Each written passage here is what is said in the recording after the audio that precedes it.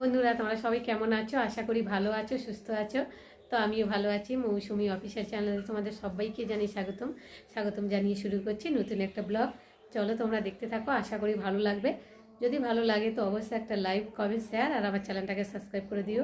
হ্যাঁ, আরেকটা রিকোয়েস্ট তোমাদের কাছে বলছি, তোমরা পুরো ভিডিওটা দেখো প্লিজ, রিসিভ করে চলে যেও না, তাহলে ভিডিওর মজাটাই পাবে না। তো চলো, আজকে সকাল সকাল চান করে নিয়েছি, নিয়ে আর রান্নায় গেছি, তো রান্নাও হয়ে গেছে।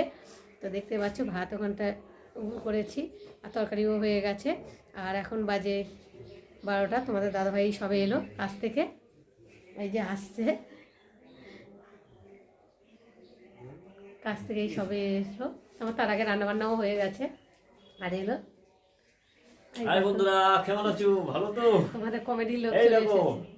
কাজ থেকে ফিরেছি, এই সবে ফিরলাম তোমাদের সঙ্গে। এই দেখো, আসার সঙ্গে সঙ্গে তোমাদের সঙ্গে গুড বাই। কেমন আছো? সুস্থ থাকো সবাই, আমার মতো সবাই সুস্থ থাকো, ভালো থাকো। আমি খালি এই কামনা তোমাদের করবো, আর কিছু করতে পারবো না। গুড বাই, আসবো আবার।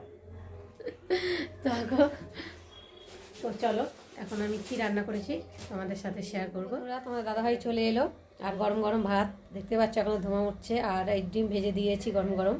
আর এখানটা রয়েছে দেখো উচ্ছে দিয়ে ডাল আর আলু ভাজা।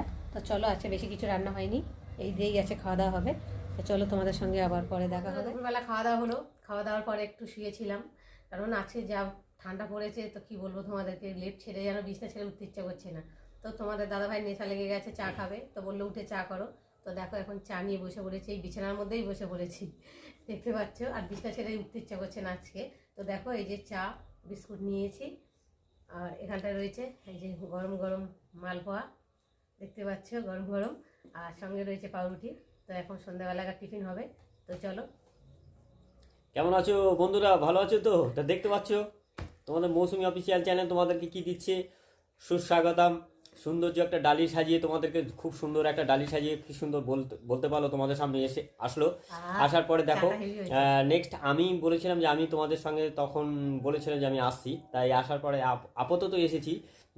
দেখো, এই মুহূর্তে আমাকে একটু টিফিন দিয়েছে, মানে চা দিয়েছে প্রথম, চায়ের সঙ্গে তারপরে দুটো মালপোয়া আছে আর কিছু পাউরুটি দিয়েছে টিফিনে।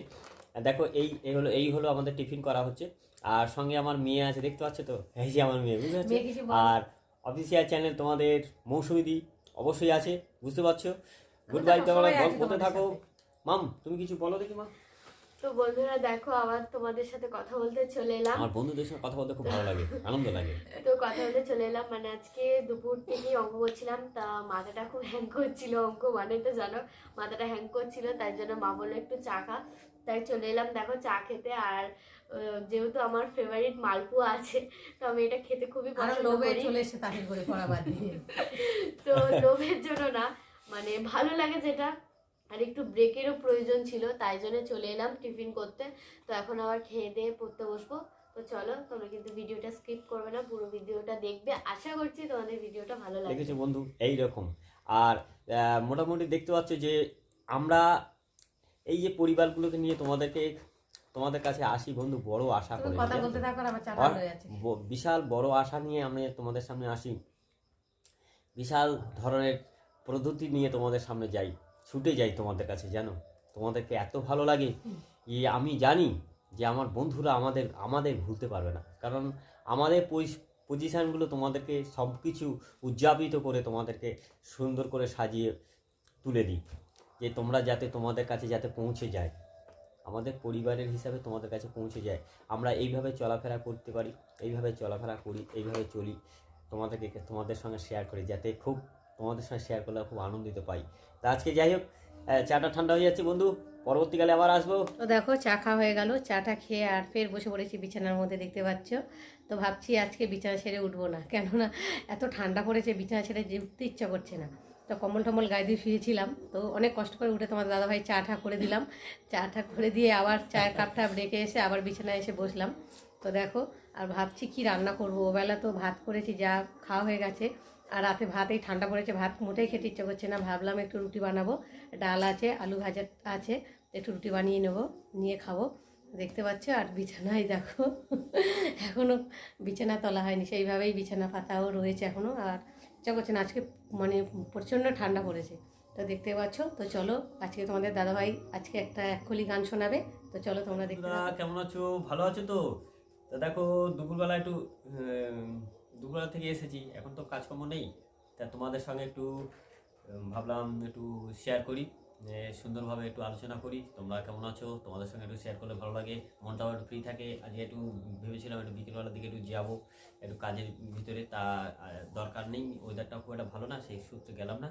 তা তো তোমাদের সঙ্গে কি করবো, একটা গান হয়ে যাক নাকি, হালকা করে ভাই, বেশি জানি না, কিন্তু সামান্য এক কলি দিতে পারবো হয়তো, মানে যতটুকু জানি তোমাদেরকে বলবো। তাই মানে একটা কাহিনী, বুঝছো তো, আমাদের পথ চলার কাহিনী, সেই জন্যই বলি যে কি করে কি হবে।